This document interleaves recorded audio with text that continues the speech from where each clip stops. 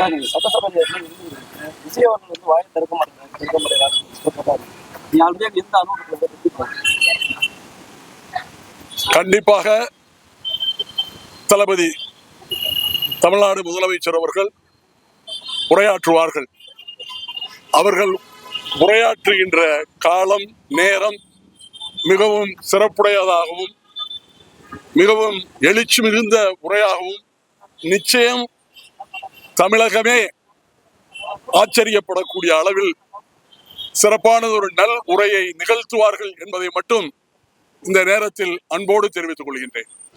பொட்டி பெட்டியா பணத்தை வச்சுக்கிட்டு பெட்டியை வச்சு எல்லாம் செஞ்சுக்கிட்டு போதைப் பொருள் பாதுகாவல் கழக மாடல் அரசாங்கம் செஞ்ச ஒவ்வொரு ஊழலா வெளியில் வந்துகிட்டு இருக்கு. டாஸ்மாக்ல அது என்னப்பா அது பேரு பார்ட்டி ஃபண்ட் கட்சி நிதி அப்படின்ற பேர்ல அடிச்ச கொள்ளையெல்லாம் ஒண்ணா இப்போ கவர்மெண்டோட கஜானாவுக்குள்ள கொண்டு சேர்த்துக்கிட்டே இருக்கிறோம்.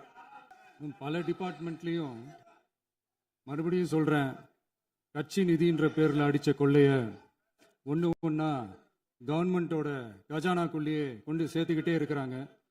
இப்பவும் சொல்றேன், மக்கள் பணத்திலிருந்து ஒரு பைசா கூட தொடமாட்டோம், தொடவும் விடமாட்டோம், தொட்டா விடமாட்டோம், இதுக்கு முன்னாடி தொட்டவங்களையும் விடமாட்டோம்.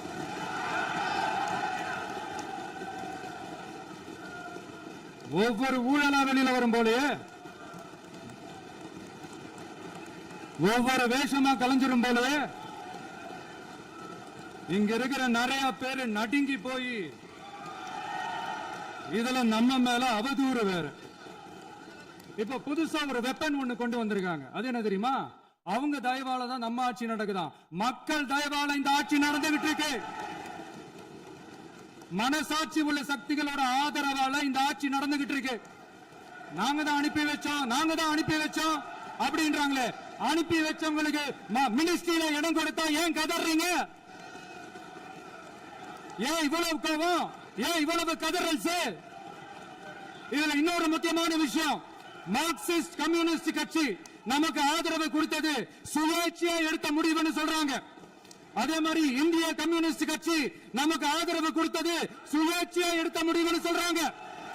இதுல எங்க இருந்து நாங்க தான் அனுப்பி வச்சோம்னா புரியலையே.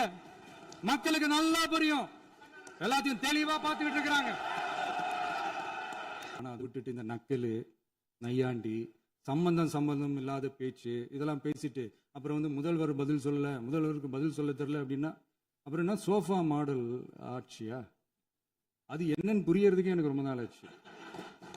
இந்த sofa set, table chair, teapoy, furniture பிசினஸ்லாம் வேற எங்க வெளியில போய் பண்ண சொல்லுங்க. அப்படி அந்த பிசினஸ் தான் பண்ணணும்னா நிறைய பிசினஸ் பண்ற மாதிரி வெளியில போய் பண்ண சொல்லுங்க. எங்க சட்டசபைக்குள்ள வேணாம். அதனால ஆக்கப்பூர்வமான கருத்துக்கள் இருந்தா சொல்லுங்க. டெஃபினட்டா அது சரியா இருந்தா நாங்க ஏத்துக்கிறோம். எனக்கு ஒரு குட்டி கதை ஒண்ணு ஞாபகம் வருது, சொல்லாமா? ஒரு ஊர்ல ஒரு பெரியவர் வெயில் ரொம்ப ஜாஸ்தியா இருக்குன்னு சொல்லிட்டு கண்ணுக்கு மேல கை வச்சுக்கிட்டு இப்படி சுத்தி முத்தி தேடிக்கிட்டு இருந்தாராம். அப்ப கூட இருந்த ஒரு சின்ன பையன், என்ன தேடுறீங்க அப்படின்னு கேட்டானா. அதுக்கு அந்த பெரியவர் சொன்னாரா, அது ஒண்ணு இல்ல தம்பி,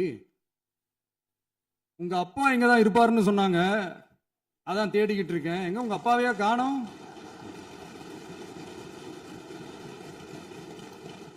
இல்ல அந்த எங்களுக்கும் நக்கலா நையாண்டியா சம்பந்தம் இல்லாத குட்டி கதை இதெல்லாம் எங்களுக்கும் பேச தெரியும். அந்த கதையில பெரியவர் அப்படி சொன்னாராம், தப்பா எடுத்துக்காதீங்க. அந்த கதையில பெரியவர் அப்படி கேட்டாராம். அதனால யாரும் இங்க டென்ஷன் ஆக வேணாம். அதனால இன்னொரு இந்த என்னுடைய உரையை முடிக்கிறதுக்கு முன்னாடி போயிட்டாங்க, பேசலாமா? உங்க கருத்துக்களை நீங்க முழுமையாக மன நிறைவோடு பேசலாம். டிவியில் சரி, 5 நிமிஷம் பேசுனதுக்கே குளத்தூரி இந்த ஆட்டம் அடிச்சு பேசுனா அப்புறம் என்ன பண்றது? எனக்கு ஒண்ணு தான் சொல்லணும்னு தோணுது. ஈவில்ஸ்னு டெவில்ஸ் பேசக்கூடாது.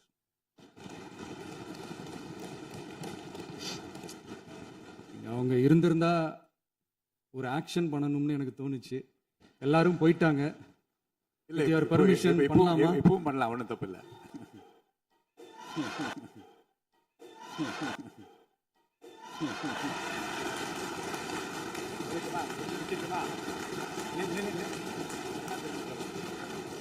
யார் சொன்ன